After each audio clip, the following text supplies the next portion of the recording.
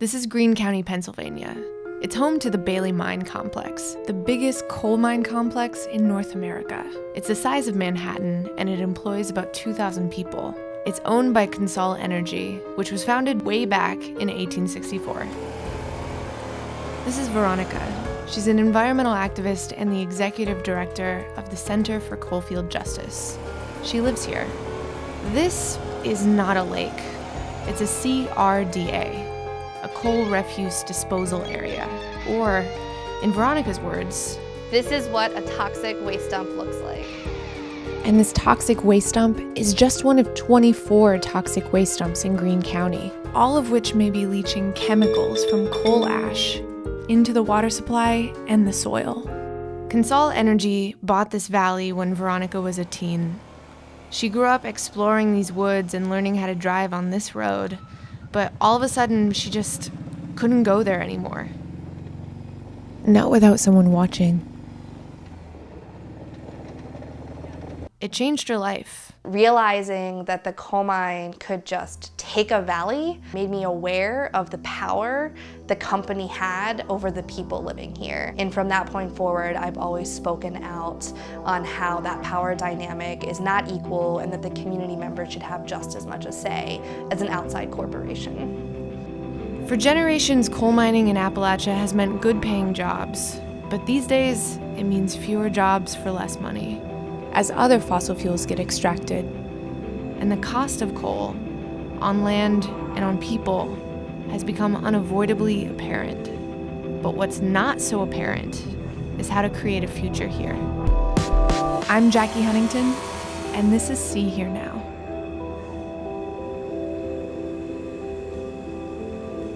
The Pennsylvania State Constitution entitles the people of the Commonwealth of Pennsylvania to clean air and pure water. Pennsylvania's public natural resources are the common property of all the people, including generations yet to come. But that right to public goods is often squared against the free market. And that's where the Center for Coalfield Justice comes in.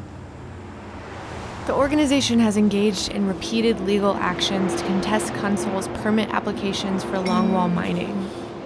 What's longwall mining, you ask? The longwall machine is a giant machine, and it has supports that support the surface or the roof of the mine. Longwall mining is CONSOL's bread and butter. 90% of CONSOL Energy's steam and metallurgic coal is harvested using longwall mining technology. And there's a giant blade that breaks up all the coal, and then the coal falls onto conveyor belts, and it leaves the mine.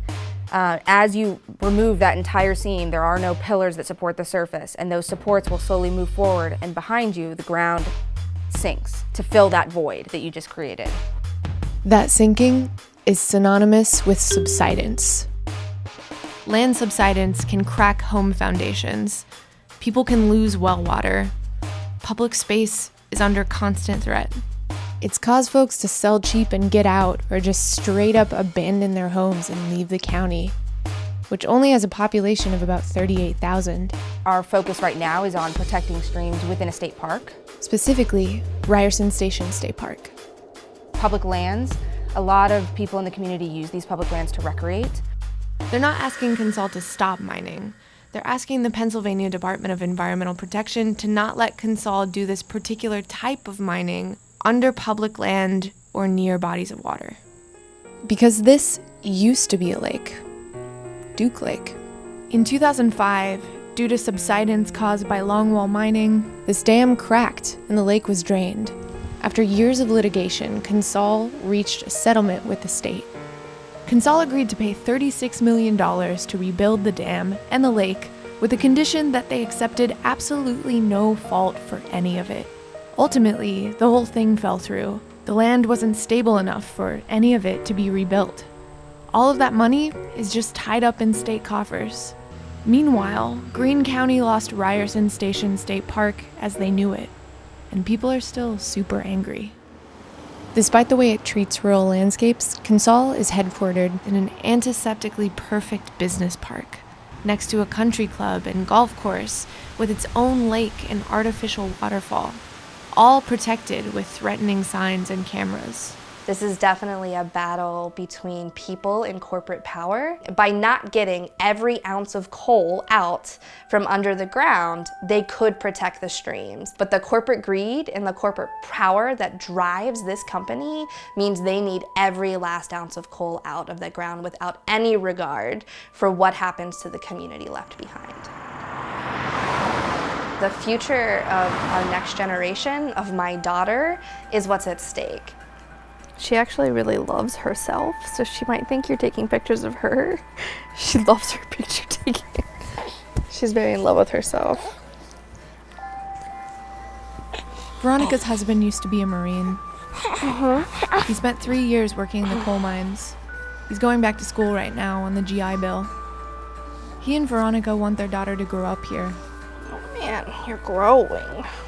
It'd be very easy for us to leave, like many other folks who may think differently than other people in the county, to just go to an urban center where their thoughts are more alike with their neighbors, but we feel our responsibility to stay. On Wednesday, he ate through 3 plums, but he was still hungry. I haven't been too concerned about my health growing up next to this, but now that I'm responsible for this beautiful little girl, I'm very concerned. You want to just sit in your crib? And there could come a day, if her health is jeopardized, that we do have to walk away from a place we call home.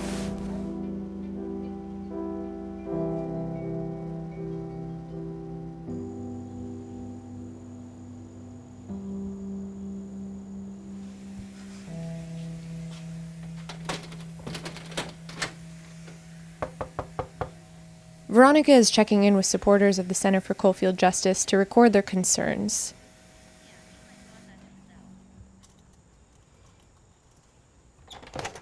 Hi, I'm Veronica. I'm with the Center for Coalfield Justice. Do you have time to talk about why you care about Ryerson today? This is Randy.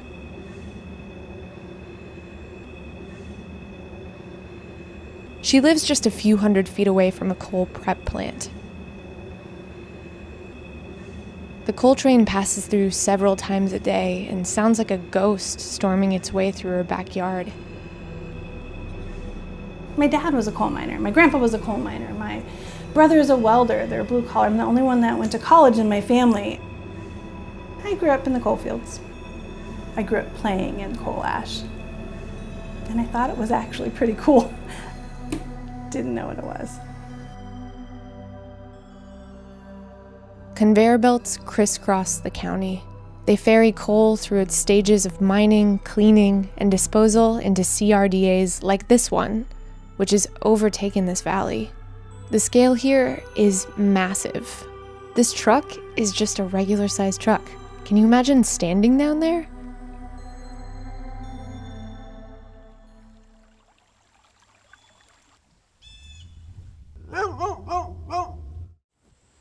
Dan? This is Dan. I own 84 acres here. I have great water supply. I have streams coming down the hills. They're on the back side. I think they'll be destroyed because they're going to longwall that. They're going to start 500 feet from back of my house. They think that my water won't get destroyed here, but they think. They used to say it wouldn't, now they say they don't think it'll be destroyed. Why is it so important for you to stay and not just leave like so many other people have done? This farm's been in my family since 1851. I like it here. I want to stay here. And they're not buying me out.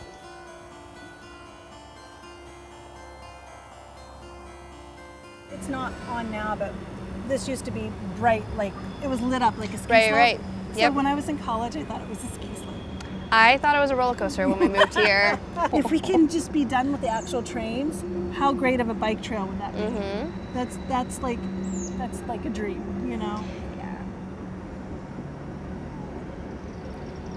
I guess the good thing about living down here, the trade-off is I don't live on the main street where The frog traffic. trucks go by. Yeah.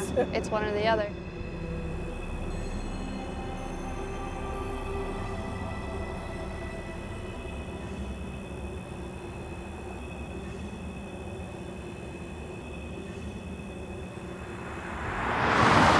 CONSOL urged its employees to be active on social media, defending the company's reputation. The Center for Coalfield Justice's Facebook page has a 2.8 rating with 267 reviews. There's a lot of one-star vitriol. All I can say is you people tried this stuff, for a lack of better term, before, but at Bailey we will be mining. And if we take your water, the law says we must provide you with water until your water situation is resolved. I can assure you that CONSOL Energy does not in any way wish to harm the environment. Most of the employees at CONSOL are very avid outdoorsmen and love the outdoors. Veronica doesn't think that arguing on the internet amounts to much. She doesn't respond to these comments. She invites folks to call her or come into the CCJ office to talk in person. This is a company who relies on donations from multimillionaires to line their pockets while trying to put the hardworking people of this country out of jobs to prevent the environment from being disturbed, even knowing it can be restored to as good or better than it was before. I would say it gets really hard sometimes hearing multimillionaires lining their pockets when I probably struggle more financially than most of the people that are writing the comments.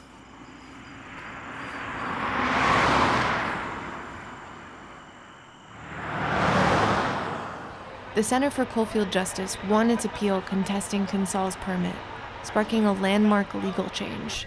When applying for permits from the Department for Environmental Protection, extraction mining companies cannot budget to rebuild what they expect to destroy. Now their mitigation plans can only go so far. In November, people bust in to march on the business park where CONSOL and other energy companies are headquartered. Veronica was involved in a road blockade that interrupted the business park's morning commute. So that the people that worked there for one day could actually feel the same exact impact that folks on the front lines feel every day. I wanted to talk to the people on the other side of this story.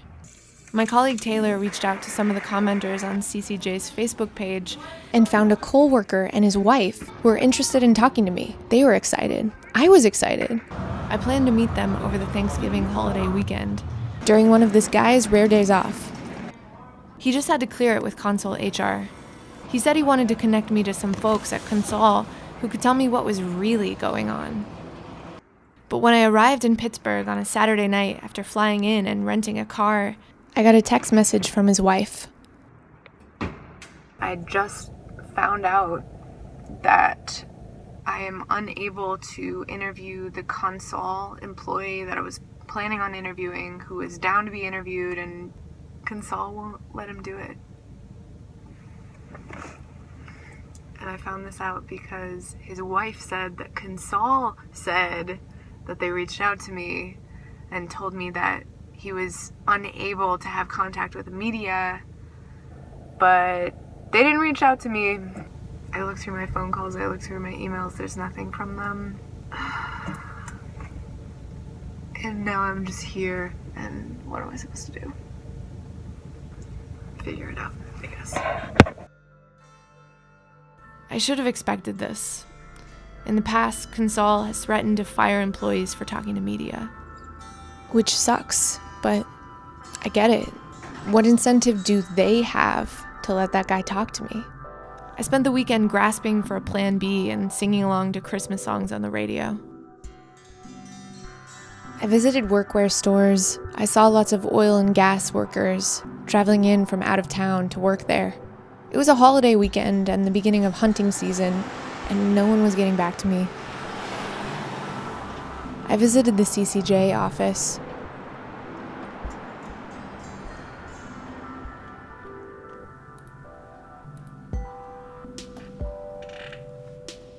Veronica was putting together a donation page for Giving Tuesday.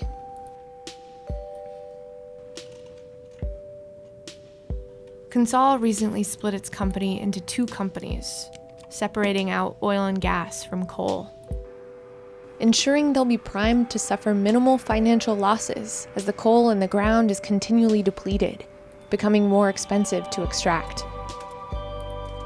The Center for Coalfield Justice continues to focus on protecting water. It's the only economic asset in our community that is not tied to the fossil fuel industry. And we know that the coal industry is not going to be around forever.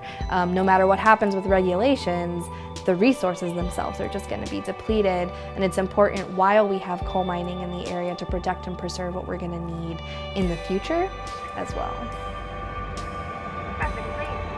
Living in Greene County seems like a compromise. Many people bank on the promises of a big employer at the expense of natural resources, and that can seem like a pretty safe bet. Nature appears abundant in southwestern Pennsylvania.